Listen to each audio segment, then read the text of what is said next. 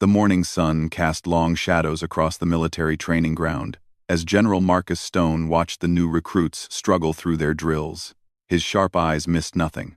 Every stumble, every moment of weakness, every sign that someone didn't belong in his army. At 38, General Stone had earned his reputation through blood and discipline. He had fought in 3 major conflicts and never lost a battle.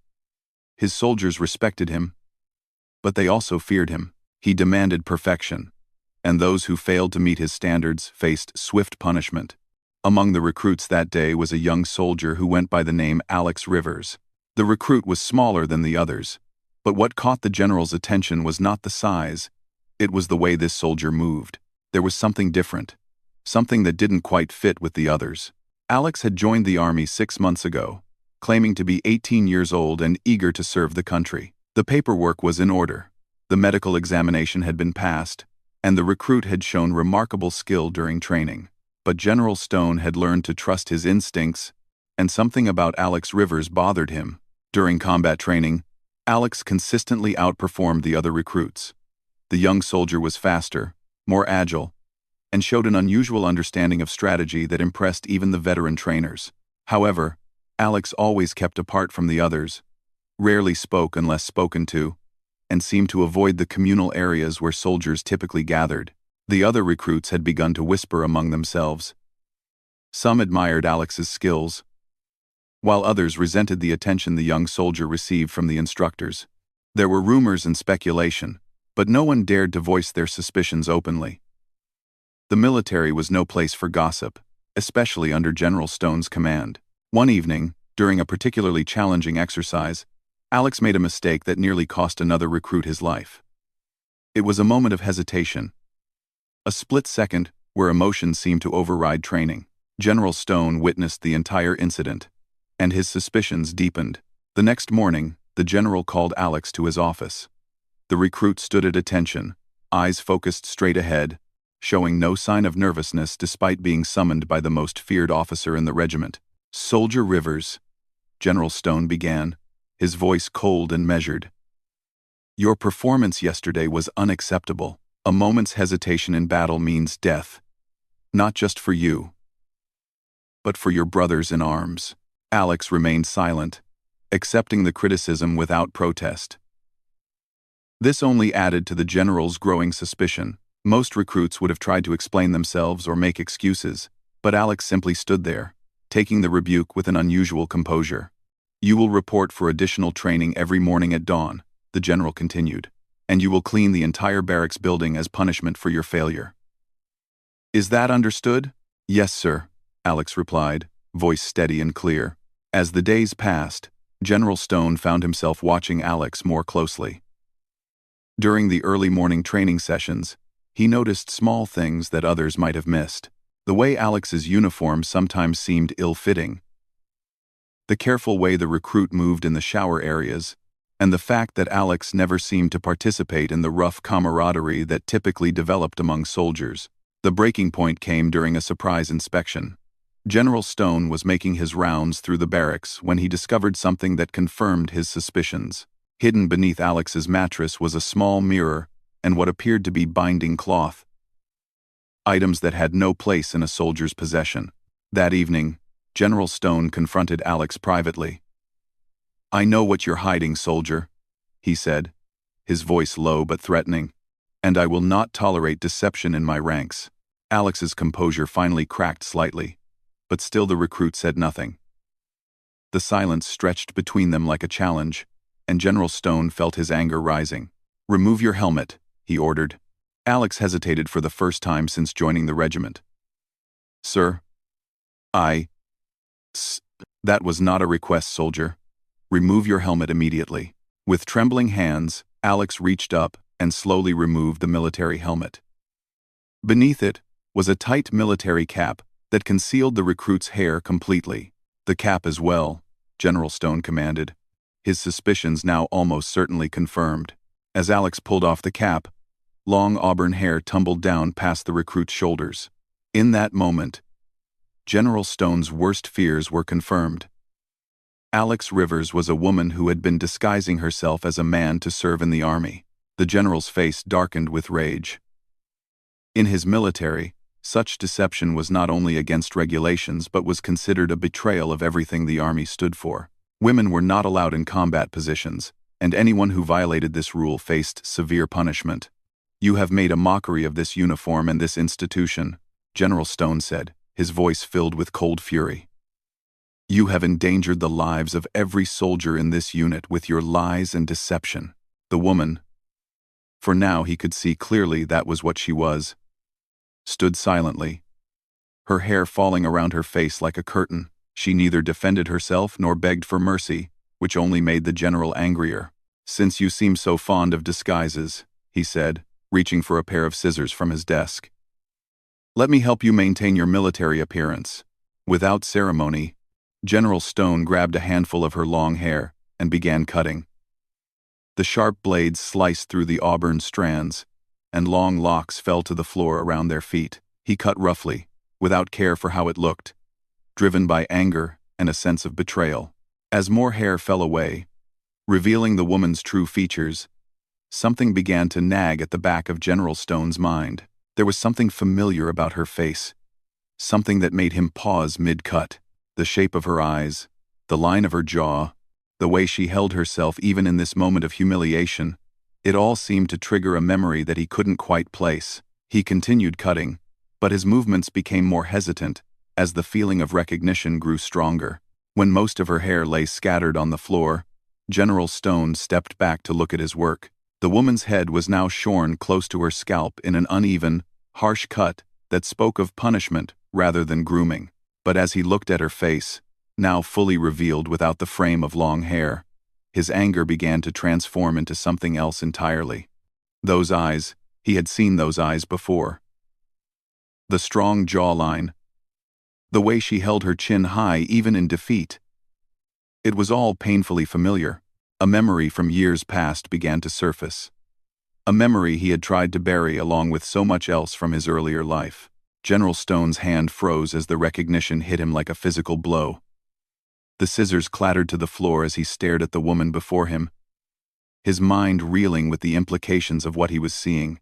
"No," he whispered, his voice barely audible. "It can't be." The woman looked up at him for the first time since her hair had begun falling, and in her eyes he saw the confirmation of what his heart was telling him but his mind refused to accept. This was no ordinary recruit who had deceived her way into his army. General Stone stumbled backward, his face pale with shock, as the full weight of what he had discovered, and what he had just done, began to settle over him like a suffocating blanket. General Stone's hands shook as he stared at the woman before him. The harsh military lighting cast sharp shadows across her face, but there was no mistaking those features now.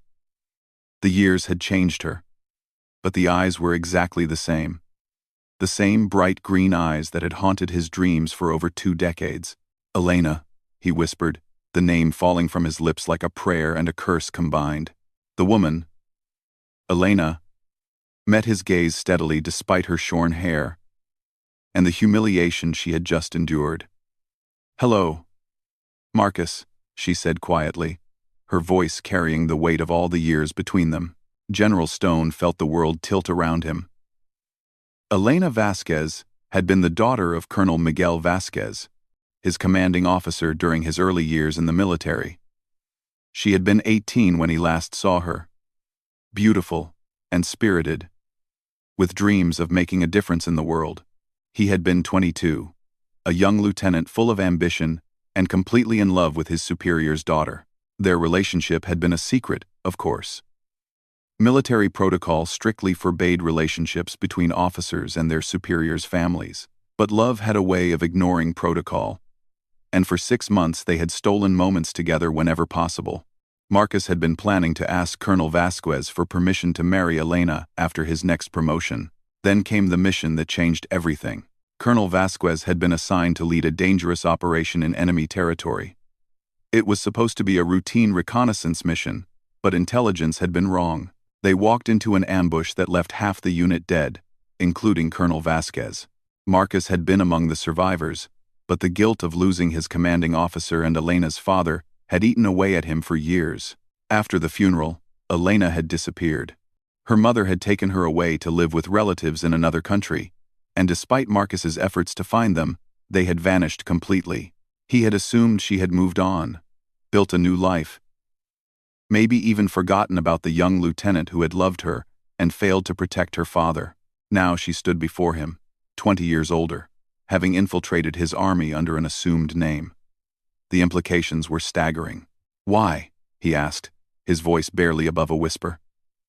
"Why are you here? Why did you join my unit under a false identity?" Elena touched her shorn head gingerly, wincing slightly at the rough edges where he had cut too close to her scalp. "I came to find you, Marcus. I came to understand what happened to my father." The words hit him like physical blows. "Elena, I tried to save him. I did everything I could." "I know," she interrupted, her voice calm but firm. "I've spent 20 years researching that mission. Marcus, I know about the faulty intelligence. I know about the ambush. I know you carried 2 wounded soldiers to safety and went back for more." General Stone felt his knees weaken. He had carried the guilt of Colonel Vasquez's death for so long that her words seemed impossible to believe. "Then why? Why put yourself through this charade?" Elena looked around his office, taking in the commendations on the walls, the photos of successful missions, the evidence of a distinguished career. "Because I needed to see the man you had become. I needed to understand if the boy I once loved had turned into someone who could honor my father's memory, or someone who had been corrupted by power and position." The weight of her words settled between them like a physical presence. Marcus realized that for the past 6 months, she had been watching him, evaluating him, judging whether he was worthy of the rank he now held and the responsibility that came with it. "And what is your verdict?" he asked, though he dreaded the answer. Elena was quiet for a long moment, her fingers still exploring the uneven cut he had given her. "You have become exactly what my father hoped you would become, a leader who cares more about his soldiers than his own advancement, a man who demands excellence but also protects those under his command." Relief flooded through Marcus, but it was quickly followed by shame as he looked at what he had done to her hair. "Elena, I'm so sorry. If I had known." 2-0. "You would have what? Treated me differently? Given me special consideration because of who I am?" She shook her head, causing the short, uneven strands to catch the light. "That's exactly what I didn't want. I needed to see you as you really are. Not as you would be if you knew you were being watched by someone from your past." Marcus began to understand the full scope of what she had done. She had not only disguised herself as a man and joined the military, but she had deliberately chosen his unit, knowing the risks involved. She had endured months of grueling training, harsh discipline, and the constant threat of discovery, all to get close enough to evaluate his character. "The other soldiers," he said suddenly. "Do any of them suspect? Some have their doubts, but military discipline keeps them from asking too many questions. Your reputation for strict adherence to protocol actually worked in my favor. No one wanted to risk your anger by spreading rumors about a fellow soldier." Marcus thought about all the times he had watched Alex Rivers during training, all the moments when his instincts had told him something was wrong. "I knew there was something different about you. I just couldn't put my finger on what it was." "You always were perceptive," Elena said with a slight smile that reminded him painfully of the girl she had once been. "It's one of the qualities that made my father respect you so much." "Your father," Marcus said, the old pain returning to his voice. "Elena, there isn't a day that goes by that I don't think about what happened to him. If I could have changed places with him." "Stop," she said firmly. "That's exactly the kind of thinking that my father would have hated. He died doing his duty, protecting his men. He wouldn't want you to waste your life drowning in guilt over something that wasn't your fault." Marcus looked at her with new eyes, seeing not just the woman she had become, but also the strength and wisdom she had gained through years of pain and searching. "What happens now? Your enlistment papers? Your identity? It's all going to fall apart if anyone investigates." Elena nodded.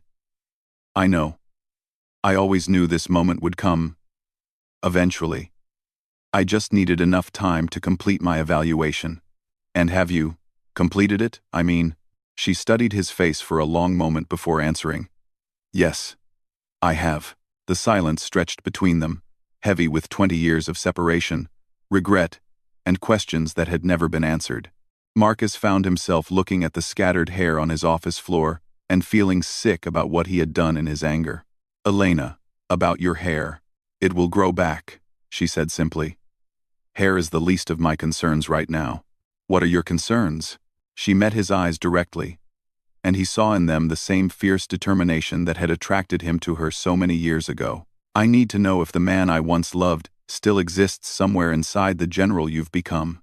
And I need to know if that man would be willing to help me complete the real mission I came here to accomplish. Marcus felt his heart race. What mission? Elena reached into her jacket and pulled out a folder that had been carefully concealed against her body. My father wasn't just killed in a random ambush, Marcus. He was assassinated. I have proof that someone in the military hierarchy set him up to die. The folder seemed to burn in her hands as she held it out to him. And I believe that same person is still in a position of power, still sending good soldiers to their deaths for personal gain. Marcus stared at the folder, understanding that everything was about to change. Elena hadn't just come to evaluate his character.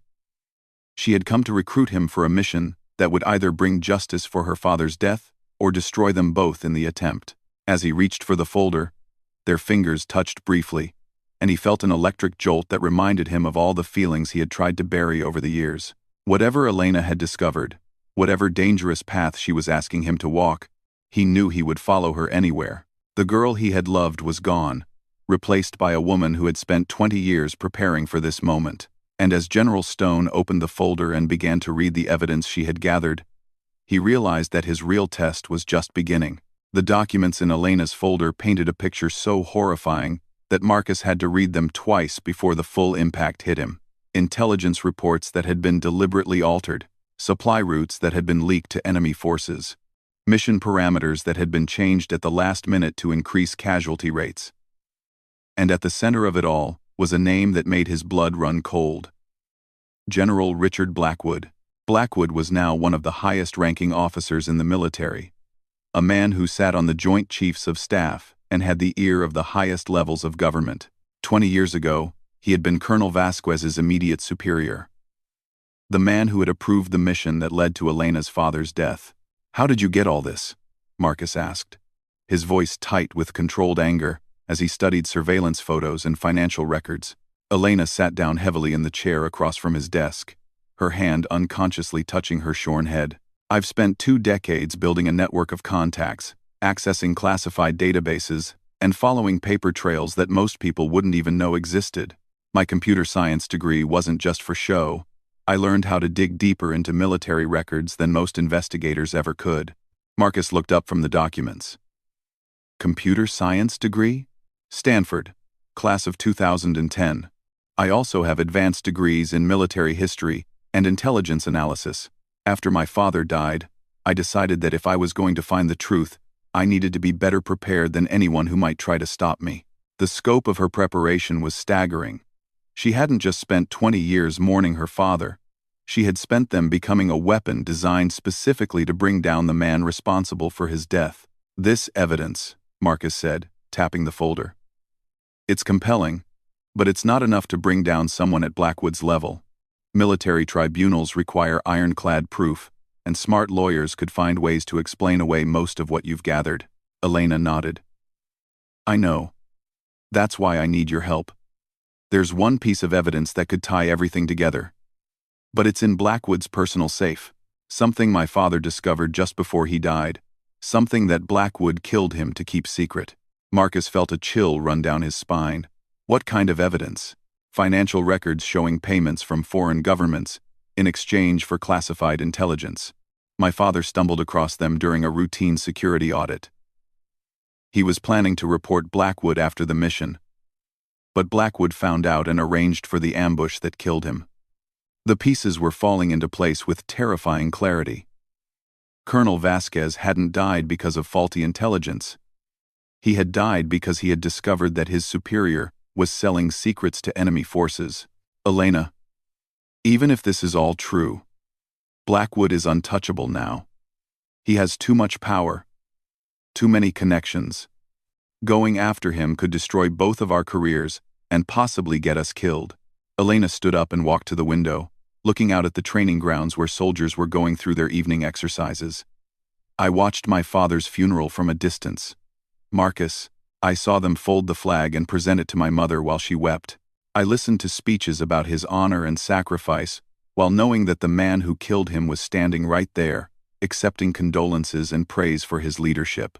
She turned back to face him, and he could see tears glistening in her eyes despite her controlled voice. I've spent 20 years of my life preparing for this moment. I've sacrificed relationships, career opportunities, and any chance at a normal life because I couldn't let my father's murder go unpunished. I'm not going to stop now because it's dangerous. Marcus closed the folder and stood up, his mind racing through the implications of what she was asking. What exactly do you need me to do? 1. Blackwood is hosting a reception next week for distinguished military officers. As a general, you'll be invited. His personal study will be unguarded during the party, because he'll be too busy networking and playing politics. I need you to get me into that house, and I need you to create a distraction while I access his safe. The plan was audacious and incredibly risky. If they were caught, it wouldn't just mean the end of their careers. It could mean imprisonment, or worse. Blackwood had already proven that he was willing to kill to protect his secrets. There's something else you should know, Elena continued. I'm not the only one Blackwood has heard over the years. I've identified at least 6 other questionable missions where good soldiers died because of intelligence leaks or tactical changes that benefited enemy forces. He's been selling out American soldiers for 2 decades. Marcus felt his anger building as he thought about all the families who had lost loved ones because of Blackwood's betrayal. How many funerals had there been? How many children had grown up without fathers? How many wives had become widows? All so that one man could line his pockets with blood money. If we do this, he said slowly, we have to be absolutely certain we can pull it off. One mistake and we're both dead. Elena nodded. I've been planning this for months. I know the layout of his house, the security systems, the timing of the guards' rotations. I even know the combination to his safe. How could you possibly know that? A small, grim smile crossed Elena's face. Blackwood has a weakness for young women who work in intelligence analysis. I spent 6 months dating his latest protege before she mentioned that he uses his late wife's birthday for all his important passwords. Men like him are predictably sentimental about the wrong things. Marcus was beginning to understand just how thoroughly Elena had planned this operation. Every detail had been considered, every angle covered. She had spent years positioning herself for this one moment when she could finally get justice for her father. What happens after we get the evidence? He asked. We take it directly to the Secretary of Defense and the Inspector General's office simultaneously. Make sure it gets into so many hands that Blackwood can't suppress it or make us disappear before it comes to light. Marcus walked around his desk and stood in front of Elena, looking down at her shorn hair and seeing not just the woman who had infiltrated his unit, but the daughter who had never stopped fighting for her father's honor. Elena, before we do this, I need you to know something. I loved your father like he was my own father. His death destroyed part of me. And knowing that he was murdered makes it even worse. If we're going to do this thing, we're going to do it right. Blackwood isn't just going to lose his career. He's going to pay for every soldier who died because of his greed. Fanned, Elena reached up and touched his face gently, the first intimate gesture they had shared since she had revealed her identity. I knew you were still in there. Marcus, I knew the boy I loved had grown into a man my father would have been proud of. The next week passed in a blur of careful preparation. Marcus used his position to gather intelligence on Blackwood's security arrangements, while Elena finalized her plans for accessing the safe. They communicated through coded messages and brief meetings that appeared to be routine military business. The night of the reception arrived with unseasonable rain that would help mask their movements. Marcus arrived at Blackwood's mansion in full dress uniform, playing the part of the distinguished general attending a social function. Elena was already in position, having infiltrated the catering staff using false credentials that were so perfect they had passed even the enhanced background checks required for events involving high-ranking officials. As Marcus shook hands with Blackwood and accepted congratulations on his recent commendations, he felt sick knowing that he was standing next to the man who had orchestrated Colonel Vasquez's murder. Blackwood was older now, his hair silver, and his face lined with the kind of gravitas that came with high rank. But his eyes still held the same cold calculation that had made him willing to betray his own soldiers. "General Stone," Blackwood said warmly, clapping Marcus on the shoulder, "I've been following your career with great interest. Your unit's performance statistics are exceptional." Marcus forced himself to smile and return the pleasantries while scanning the room for Elena. He spotted her moving efficiently among the guests, refilling drinks and clearing plates while keeping a careful eye on the stairs that led to Blackwood's private study. At exactly 10:30, Marcus created the planned distraction by spilling a full glass of red wine on the white dress uniform of another general.